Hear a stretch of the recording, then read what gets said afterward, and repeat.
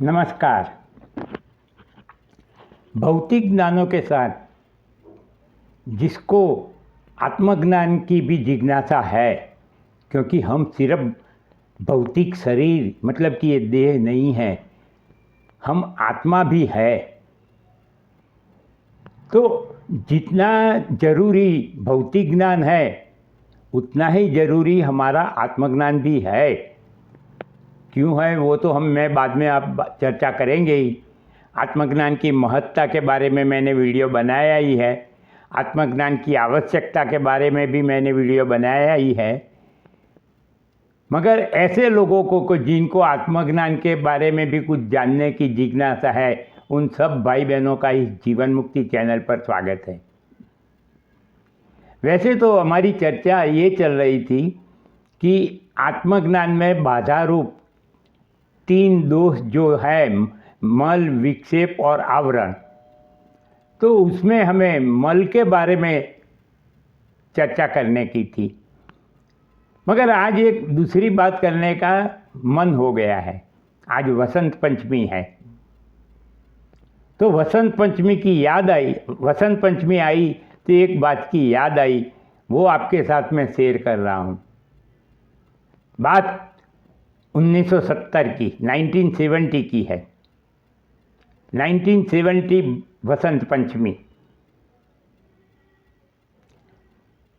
तो मैं ये बात आपके साथ शेयर कर रहा हूँ।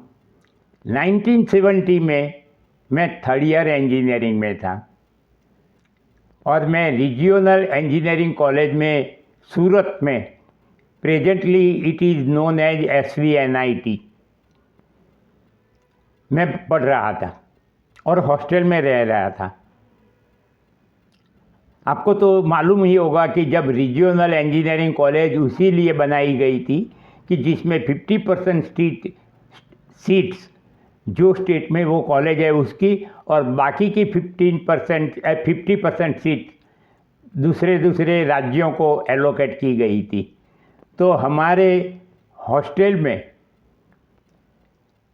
भारत के सब राज्यों के, उस वक्त कम राज्य थे, इंक्लूडिंग नेपाल, भूटान के भी स्टूडेंट थे।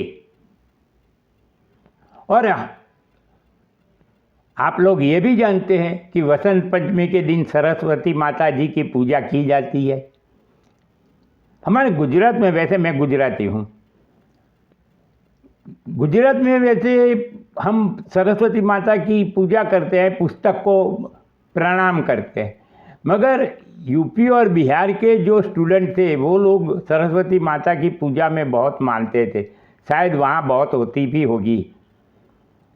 तो यूपी और बिहार के स्टूडेंट ने मिलके हमारे हॉस्टल के ब्लॉक में सरस्वती माता जी का एक प्रोग्राम और आयोजन किया था पूजा करने का।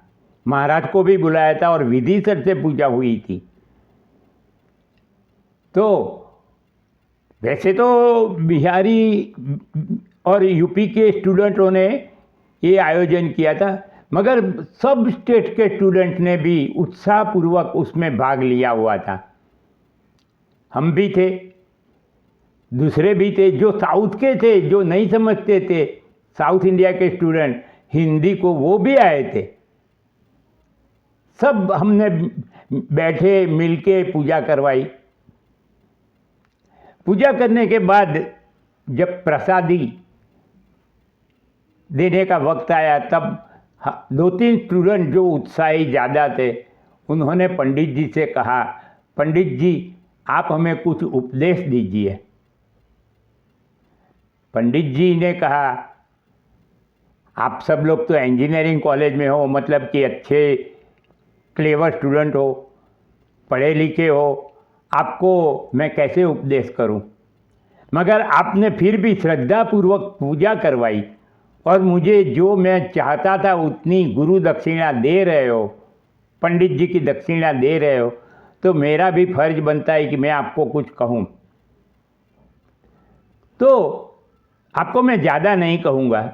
उन्होंने कहा, मैं आपको 3 सेंटेंस कहूँगा, वो उपदेश आप अगर पालन करोगे तो जीवन भर आपके काम में आएगा। तो उन्होंने थोड़ा बहुत समझाया था हिंदी में, मगर हम भी उसकी चर्चा करते हैं।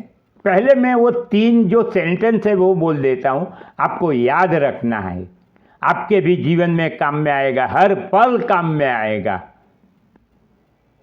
ये उपदेश है इस प्रकार: investigate carefully, decide wisely and follow faithfully. आपको याद हो गया?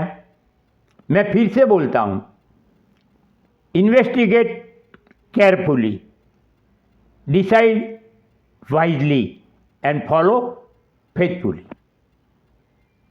तो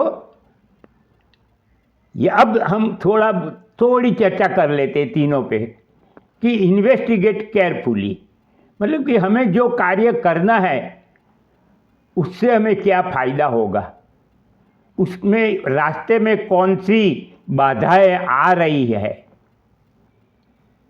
हमारे पास कितने रिसोर्सेस है, हमारी क्षमता कितनी है, हमें कहां कहां से सहाय मिल सकती है।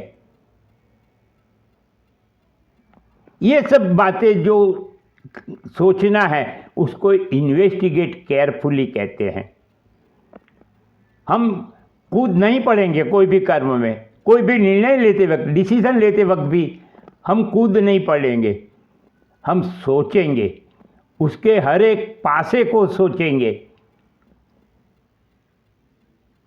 कोई भी साइड ऐसी नहीं रहेगी कि जो हमारे ध्यान के बाहर जाएगी, कि हम जो चाहते हैं ऐसा परिणाम लाने में बाधा रूप हो जाए। तो ये सब बातों का जो हम इन्वेस्टिगेट करेंगे, इन्वेस्टिगेट का मतलब तो आप जानते ही हैं, तो हमें सोचना तो ये भी पड़ेगा कि हमें कहाँ से सहाय मिल सकती है, कौन सी चीज़ें बाधाएं खड़ी कर सकती है, हमारी क्षमता है कि नहीं, हमारा अनुभव है कि नहीं। तो ये हुआ इन्वेस्टिगेट केयरफुली। अब दूसरा आता है डिसाइड वाइजली। अब हमारे पास हमने सब सोच लिया कि हमारी सहायता कहाँ से हो सकती है, कौन सी बाधा रूप है, कहाँ से हमारे रिसोर्सेस कौन से हैं, ये सब हमने सोच लिया। अब उसके ऑप्शन देखने होंगे हमें। ऑप्शन में ये कि हो सकता है कि कुछ चीज़ें हमें सहायकारी लगती हो, हम आशा की उम्मीद रखते हैं कि वहाँ से हमें सहाय मिलेगी, मगर उसके साथ एक बी ऑप्शन रखना पड़ेगा हमें, क्योंकि उम्मीद हमारी हमेशा फल नहीं देती है। कभी कभी उम्मीदों पर पानी फिर जाता है। हमने जहाँ से सोचा नहीं हो वहाँ से हमें सहायता मिलती है, और हमने जिस पर पूरा भरोसा किया हो उन्होंने हमें धोखा दिया हुआ है। ऐसा भी होता है कभी कभी कि एक रास्ता दिखता तो है सरल, मगर वो बहुत टाइम कंज्यूमिंग हो,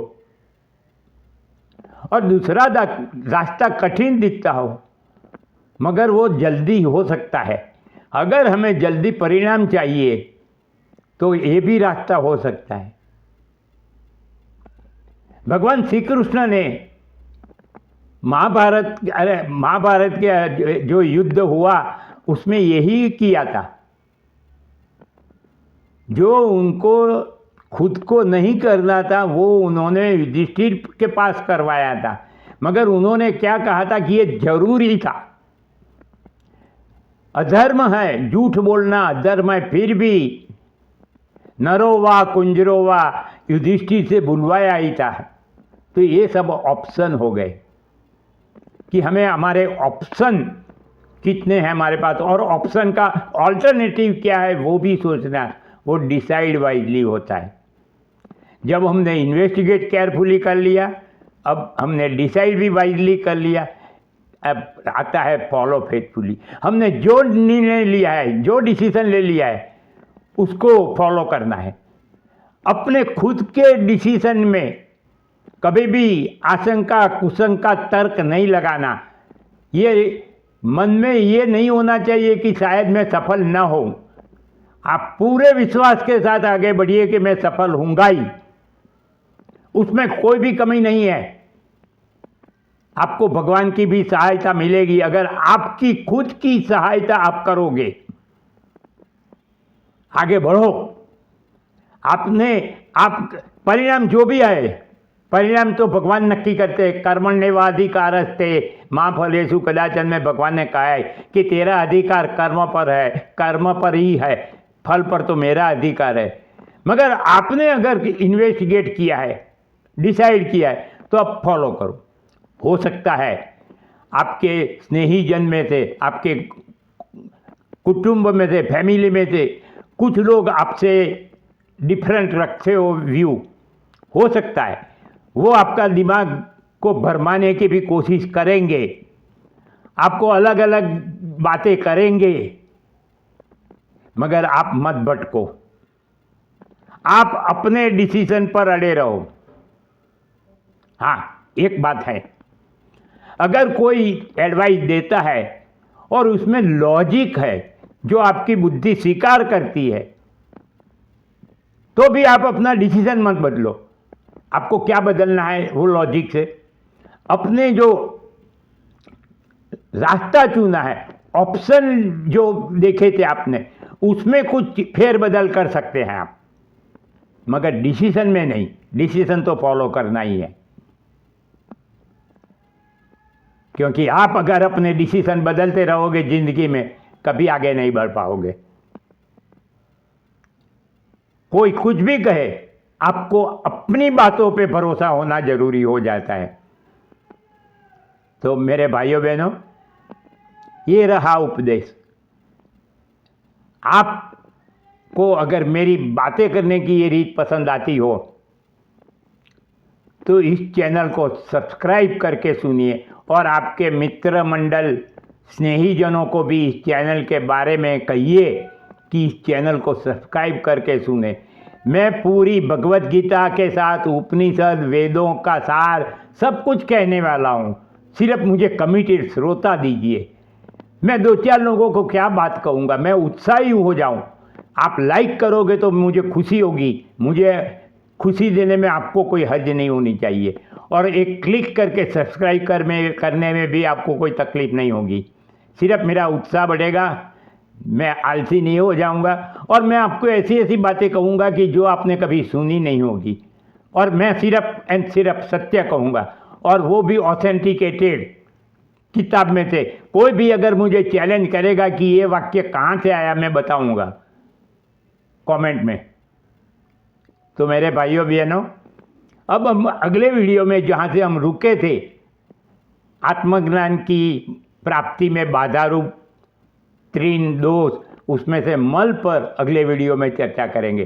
तब तक मेरा नमस्कार।